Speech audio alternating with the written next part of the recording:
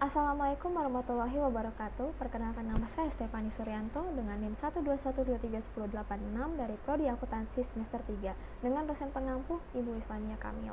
Dalam video kali ini saya akan jelaskan mengenai pengujian substantif dalam seri pengauditan. Sebelum masuk lebih lanjut, saya akan jelaskan terlebih dahulu definisi dan tujuannya. Pengujian substantif atau substantif test adalah prosedur yang digunakan untuk menguji kekeliruan atau ketidakberesan dalam bentuk uang yang langsung mempengaruhi kebenaran saldo laporan keuangan.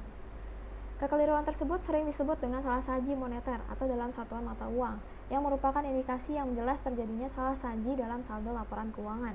Tujuan pengujian substantif atas transaksi adalah untuk menentukan apakah transaksi akuntansi klien telah diotorisasi dengan pantas, dicatat dan diiktisarkan dalam jurnal dengan benar, dan diposting ke buku besar dan buku tambahan dengan benar. Oke, kita masuk ke jenis-jenis pengujian substantif. Ada dua. Yang pertama adalah prosedur analitis, yaitu di mana prosedur ini menggunakan kalkulasi rasio yang dibandingkan dengan rasio tahun sebelumnya atau rasio perusahaan sejenis atau rasio average industri.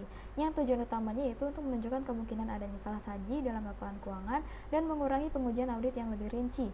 Kemudian yang selanjutnya yang kedua adalah pengujian perinci atas saldo, yang dimana ini digunakan untuk menguji salah saji moneter atau monetary misstatement.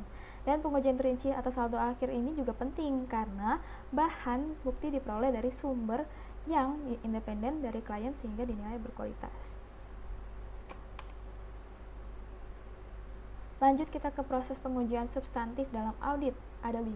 Yang pertama adalah perencanaan dan persiapan, yang dimana auditor itu mengumpulkan wawasan tentang lingkungan bisnis organisasi, menentukan prosedur pengujian yang tepat, dan mengalokasikan sumber daya secara efektif.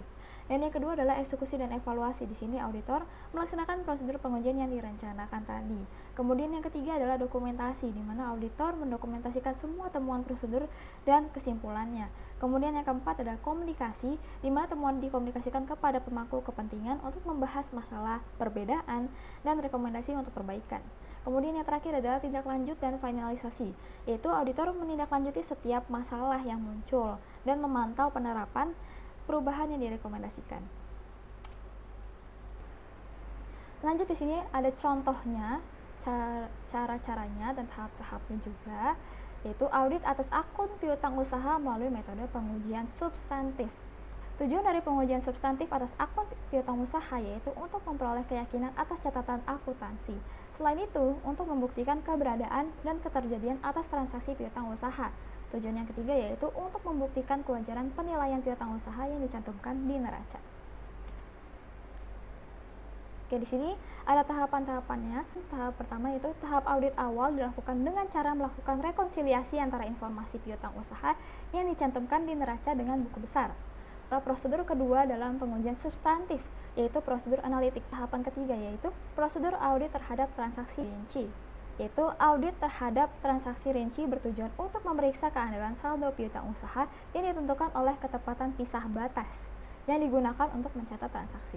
Tahapan keempat dalam prosedur pengujian substantif yaitu yang pertama melakukan uji konfirmasi piutang usaha, dan yang kedua melakukan evaluasi terhadap cadangan kerugian piutang usaha. Dalam tahapan terakhir dalam prosedur pengujian substantif yaitu memeriksa klasifikasi piutang, dan yang kedua menentukan kecukupan pengungkapan dan akuntansi untuk transaksi antar pihak yang memiliki hubungan istimewa.